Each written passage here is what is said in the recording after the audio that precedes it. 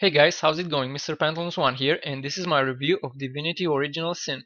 First off though, I should mention that this review is not complete and it is based on my experience with the game so far.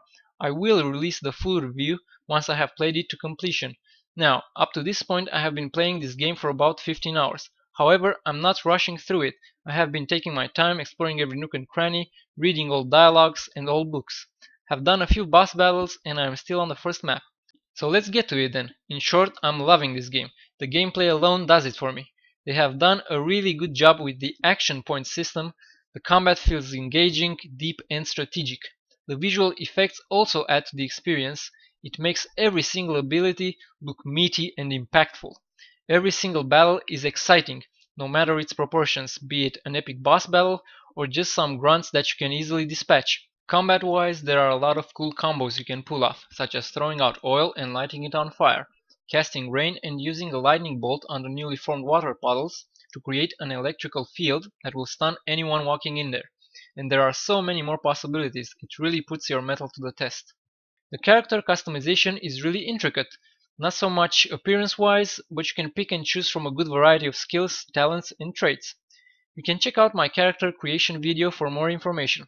I will say this though, getting a trait like righteous or renegade, compassionate or merciless is determined by your actions and dialogue choices. I find the graphics to be fantastic and they blend really well with the rest of the game. Divinity Original Sin is more of a old school game. The quests don't tell you exactly where to go or what to do. There is no hand holding. You can pretty much go anywhere at any time. You can kill everyone in the city if you feel like it and then steal all their belongings. Obviously, there are consequences for this, such as paying fines or going to jail. There is also an attitude system, so the NPC's behavior towards you will change accordingly. Now, I don't know how in-depth this is, but it is probably pretty simplistic. There are a lot of things you can do. There is crafting, blacksmithing, stealing, there is a cool talent called Pet Pal, which makes you able to talk to dogs, cows, chicken, you name it, and you can learn important information about certain quests or perhaps even get new quests. For example, there is this murder investigation going on and you can get some clothes from the suspects over to the dog to sniff them and he will tell you if they are the murderer or not. The crafting system pretty much boils down to experimentation or crafting books that you can find everywhere. There is a crafting log, however, you are not always told exactly or in full what the end result is, which ingredients you need for it and where to get them. You pretty much have to read through the crafting book's log and figure it out yourself. You can craft food. For instance, you can get some wheat, mix it with water to get dough, then grab a tomato, smash it with a hammer, put the sauce together with the dough in an oven, and you will get a nice pizza that will give HP and other stats. You can smith swords, armors, although I haven't been able to smith an armor myself yet. You can sharpen your blades to deal more damage, you can improve your armor or shield to offer more protection. You can create potions by using a similar system to Might and Magic, although here it is probably more simplistic than that. You basically pick up a plant, shove it in an empty flask, and you have yourself a potion. So there are a lot of items that you can create and a lot of cool loot that you can use to crush your enemies. The story so far has been decent. I haven't progressed that far into the game, but some weird stuff did happen already, and there are also plenty of side quests that add to the experience, some of them being quite good. So there is this town called Sicil, which is being attacked by orc ships on the beach. Inside the town itself there is a murder investigation going on. Outside the town there is this ever-threatening undead plague that lurks around.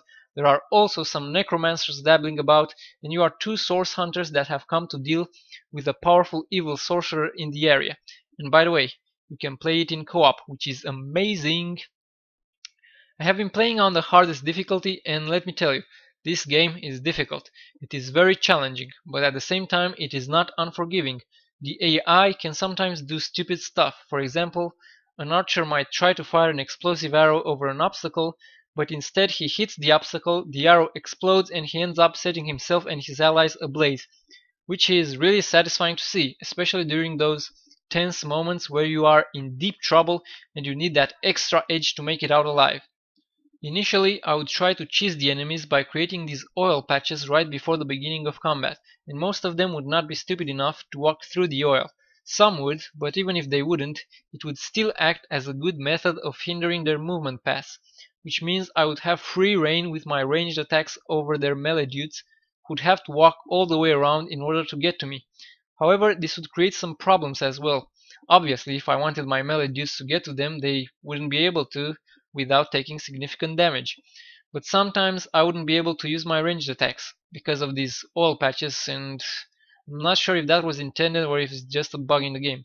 I still found it fair though. It successfully prevented me from cheesing every single fight. During all this time playing, I have been finding it difficult to put the game down, so here's hoping it lasts until the end. My initial verdict on the game is a 4 out of 5, and I am waiting for the story to develop, and if it's good, it will most likely receive a 5 out of 5 from me. You can follow my progress in the game by watching the videos on this channel. You can click the top right annotation to go to the playlist right now. I hope you enjoyed this review. I hope that it was helpful. Make sure to like, leave a comment and subscribe. Thank you for watching, and I will see you next time. That's for 7 dudes. And how much damage is it? Maybe 50? 350 damage? Let's see. So 7 dudes. 7 dudes hit for about 80.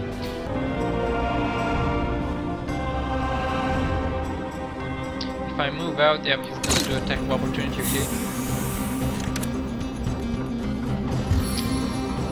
These crossbowmen, man, they really do a ton of damage. Nice poison arrow on the spider, you dumbass. Thank you for that. So we took really minimal damage there.